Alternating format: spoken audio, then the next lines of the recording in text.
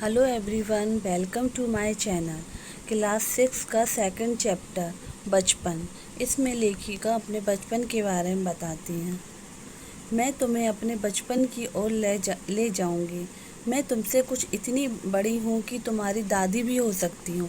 इसमें लेखिका कहती है कि मैं तुमसे इतनी बड़ी हूँ कि तुम्हारी दादी भी हो सकती हूँ, तुम्हारी नानी भी, और बड़ी बुआ भी, और बड़ी मौसी भी।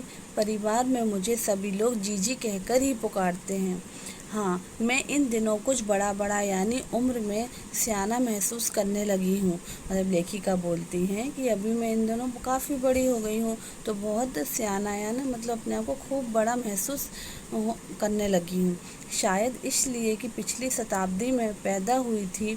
मेरे पहनने ओढ़ने में भी काफ़ी बदलाव आए हैं। पहले मैं रंग बिरंगे कपड़े पहनती रही हूँ, नीला, जामुनी, ग्रे, काला, चॉकलेटी। अब मन कुछ ऐसा करता है कि सफ़ेद पहनूं।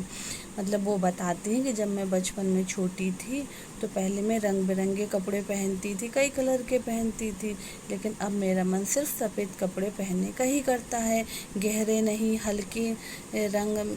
मैंने पिछले दशकों में तरह तरह की पोशाकें पहनी हैं। पहले मैं फ़्रॉक भी पहनती थी, फिर निकर, बाकर,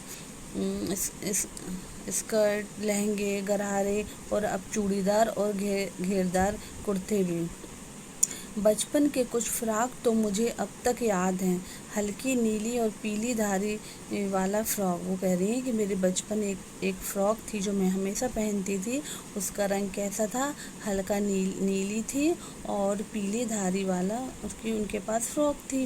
गोल कावर और बाजू पर भी गोल कफ। एक हल्के गुलाबी रंग का बारीक चुन्नटों वाला घेरदार फ़्रॉक, नीचे गुलाबी रंग की फील। उन दिनों फ्रॉक के ऊपर की जेब में रुमाल और बालों में इतराते रंग बिरंगे रिबन का चलना था। लेमन कलर का बड़े प्लेटों वाला गर्म फ्रॉक जिसके नीचे फर टकी थी। 2 ट्यूनिक भी याद है, एक चॉकलेट रंग का और अंदर की कोटी प्याजी, दूसरा ग्रे और उसके साथ सफ़ेद कोटी। मतलब वो जो बचपन में कपड़े पहनती थी उन सबको याद करती कि भाई इस रंग का था, उस रंग का था, और मतलब ऐसे में बाल में रिबन बांधती थी। तो इसके बारे में लेखिका सब अपने बचपन के बारे में बता रही हैं याद करके। मुझे अपने मोजे और स्टॉकिंग भी याद है। बचपन में हमें स्केटिंग भी याद है। वो कह रही थी मुझे अपने बचपन के मोजे और स्केटिंग भी याद है।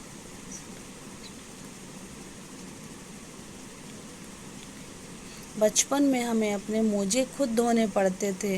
वह नौकर या नौकरानी को नहीं दिए जा सकते थे। इसकी सख्त मनाही थी। मतलब वो बताती हैं कि बचपन में हमें अपने मोजे खुद ही धोने पड़ते थे।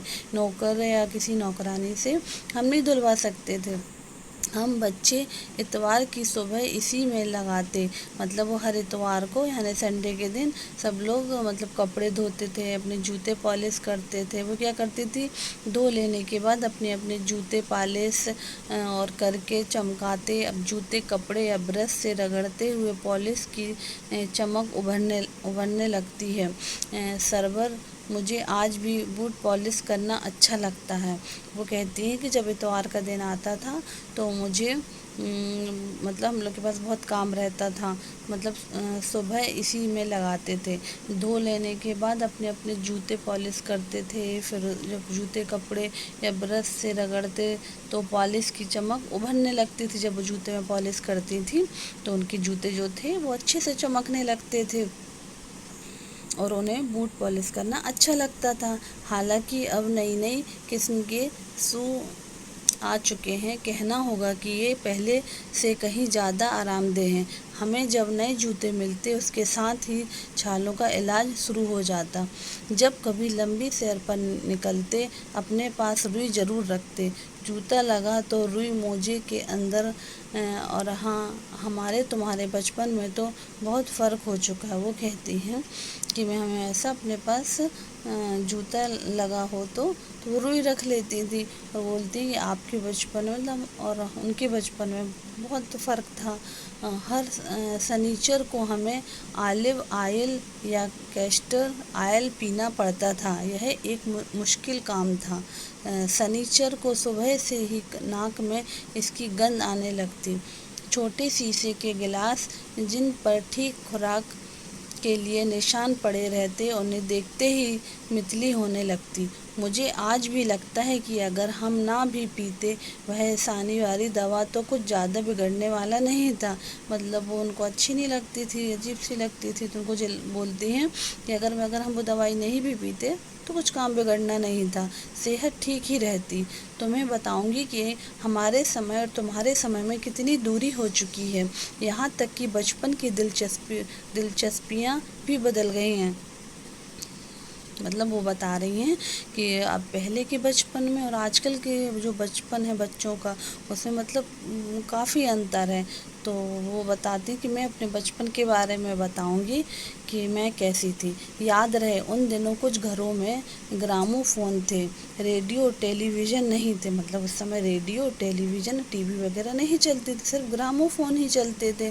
ہمارے بچپن کی کلفی آئس کریم ہو گئی ہے، کچوڑی سموسہ پیٹیز میں بدل گیا ہے، شہدود اور فالسے اور خسخس کے شربت کو پیپسی میں۔ وہ کہتی ہیں کہ جب ہم بچپن میں کلفی کھاتے تھے تو وہ آج کل بچے آئس کریم کھاتے ہیں، تو کلفی آئس کریم ہو گئی ہے۔ پہلے کے بچے کلفی کھاتے تھے، اب وہی بچے دوسرے جو ابھی کے بچے وہ آئس کریم کھاتے ہیں۔ کچوڑی سموسہ، پہلے ہم لوگ بچپن میں کچوڑی سموسہ کھاتے تھے، لیکن آج کل کے بچے کیا پسند کرتے کھانے میں؟ پیٹیز کھاتے ہیں، اور شہدود اور فالسے میں خسخس کے شربت کوک پیپسی، مطلب کوک پیپسی وغیرہ لوگ مطلب پینے لگے۔ ان دنوں کوک نہیں چلتا تھا، لیمنیڈ اور ومٹو ملتی تھی۔ اس سمے کی بات بتا رہی ہوں۔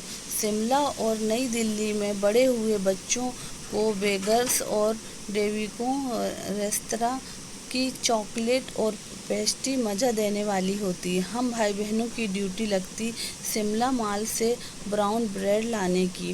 ہمارا گھر مال سے زیادہ دور نہیں تھا، ایک چھوٹی سی چڑھائی اور گرجا میدان پہنچ جاتے تھے۔ وہ بتاتی ہیں کہ ہمارے گھر مال سے زیادہ دور نہیں تھا، پاس میں ہی تھا۔ وہاں سے ایک اترتے ہی مال آ جاتا تھا۔ کنفیکشنری کاؤنٹر پر طرح طرح کی پیسٹری اور چاکلیٹ کی خوشبو من بھاونی۔ ہمیں ہفتے میں ایک بار چاکلیٹ خریدنے کی چھوٹ تھی۔ پہلے کے زمانے میں وہ بتا رہی ہیں کہ ہمیں صرف ایک ہفتے میں ایک بار ہی چاکلیٹ وغیرہ خریدنے کی چھوٹ تھی۔ سب سے زیادہ میرے پاس ہی چاکلیٹ ٹافی کا اسٹاک رہتا۔ میں چاکلیٹ لے کر کھڑے کبھی نہ کھاتی، گھر لوٹ کر سائیڈ بورڈ پر رکھ دیتی اور رات کے کھانے کے بعد بستر میں لیٹ کر مزے لے کر کھاتی۔ وہ بتاتی ہیں کہ میں مطلب چاکلیٹ گھر لاتی تھی اور پھر کھانا کھانے کے بعد بستر میں لیٹ کر مزے لے کر چاکلیٹ کھاتی تھی۔ اور شملہ کے قوفل بھی بہت یاد آتے ہیں، کھٹے میٹھے، کچھ ایک دم لال، کچھ گلابی، رس بھری کشمش سوچ کر ہی منہ میں پانی بھر آئے۔ چیسٹنٹ اور ایک اور گجب کی چیز، آگ پر بھونے جاتے اور پھر چھلکے اتار کر منہ میں۔ چنے چور گرم، اناردانے کا چورن، ہاں چنے اور گرم کی پڑیاں جو تب بھی تھی اور اب بھی نظر آتی ہیں۔ بھائی جو چنے چور گرم ہوتے ہیں پہلے بھی ملتے تھے اور آج کل بھی ملتے ہیں۔ پرانے کاغذوں سے بنائی ہوئی اس پڑیا میں نرا ہاتھ کا کمال ہے، نیچے سے ترچھی لپیٹتے ہوئے اوپر سے اتنی چوڑی کہ چنے آسانی سے ہتھیلی پر پہنچ جائیں۔ ایک وقت تھا جب فلم کا گانا چنا چور گرم بابو لایا مزیدار چنا چور گرم ان دنوں اسکول کے ہر بچے کو آتا تھا۔ بھائی اس سمے گانا چلتا تھا مووی کا تھا جو چنا چور گرم بابو مزیدار چنا چور گرم، تو ہر بچے اسکول کے تھے وہ یہ گانا گاتے تھے۔ تو کچھ بچے پڑیا پر تیز مسالہ بھرکاتے، پورا گرجا میدان گھومنے تک یہ پڑیا چلتی۔ ایک ایک چنا پاپڑی منہ میں ڈالنے اور قدم اٹھانے میں ایک खास ही लय रफ्तार थी। छुटपन में हमने शिमला रिज पर बहुत मज़े किए हैं, घोड़ों की सवारी की है। शिमला के हर बच्चे को कभी न कभी यह मौका मिल ही जाता था। हम जाने क्यों घोड़ों को कुछ कमतर करके समझते, उस पर हंसते थे। ननिहाल के घोड़े खूब हष्ट-पुष्ट और खूबसूरत, उनकी बात फिर कभी। शाम को रंग बिरंगे गुब्बारे, सामने जाखू का पहाड़, ऊंचा चर्च की घंटियां बजती तो दूर दूर तक उनकी गूंज फैल जाती। लगता इसके संगीत से प्रभु यीशु स्वयं कुछ कह रहे हैं। वो बताती हैं कि शाम को रंग बिरंगे गुब्बारे जो हैं वो सामने जाखू का पहाड़, ऊंचा चर्च की घंटियां बजती, तो दूर दूर तक जो घंटियां बजती हैं तो उनकी आवाज़ क्या है, दूर दूर तक फैल जाती है। तो लगता है ऐसा था जैसे जो प्रभु यीशु हैं वो स्वयं संगीत से स्वयं कुछ कह रहे हैं, उनको ऐसा लगता था। सामने आकाश पर सूर्यास्त हो रहा है, मतलब शाम ढल रही है। गुलाबी सुनहरी धारियाँ नीले आसमान पर फैल रही है।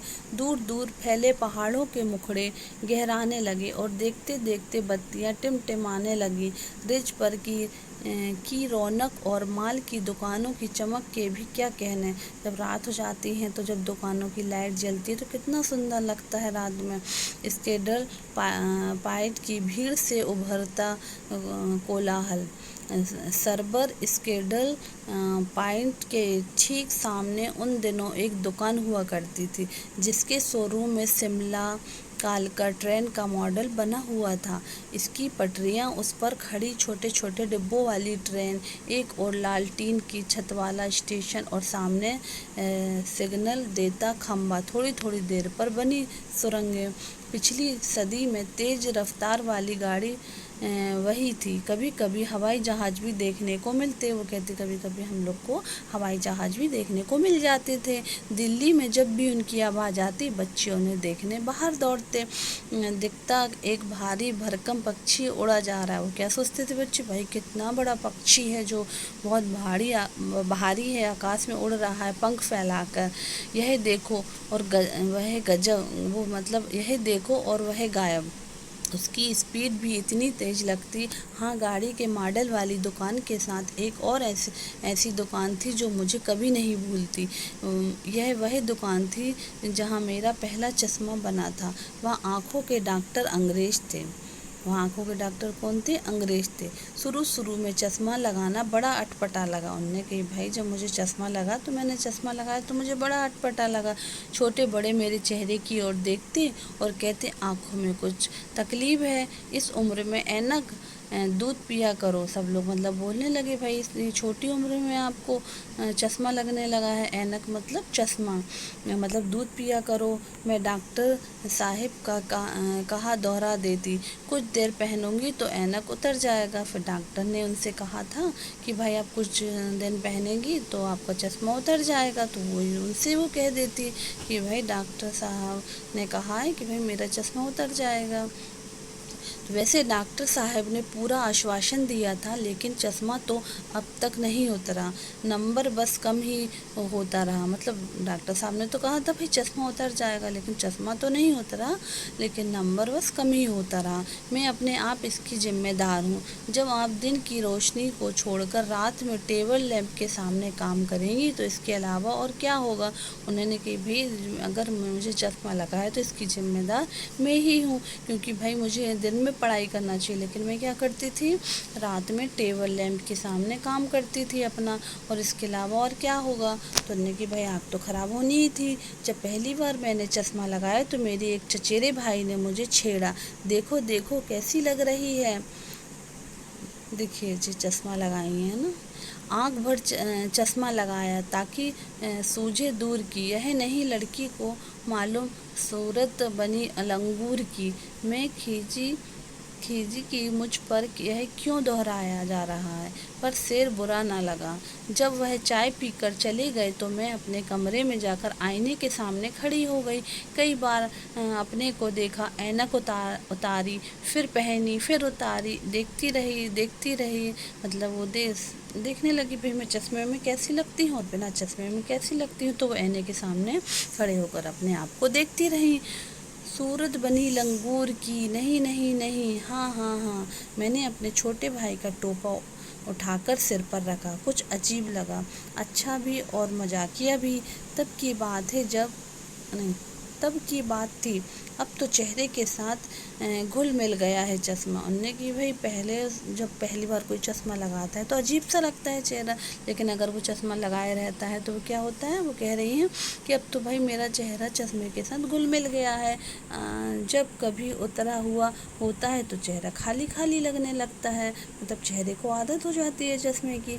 याद आ गया वह टोपा, काली फ्रेम का चश्मा और लंगूर की सूरत। हाँ, इन दिनों शिमला में मैं सिर पर टोपी लगाना पसंद करती हूँ। मैंने कई रंगों की जमा कर ली है, मतलब वो कह रही हैं कि मुझे सिर पर टोपी लगाना पसंद है और मैंने कई रंगों की बहुत सारी टोपियाँ जमा कर ली है। कहाँ दुपट्टों का ओढ़ना और कहाँ सहज सहल सुभीते वाली हिमाचली टोपियाँ। बच्चों, आपका चैप्टर जी वाला का चैप्टर कंप्लीट हो गया है और इसकी जो लेखिका हैं उनका नाम क्या है, कृष्णा सोबती। ये देखिए, है ना बच्चों। अगर आपको वीडियो अच्छा लगा हो तो लाइक करिएगा, सब्सक्राइब करिएगा। Thank you.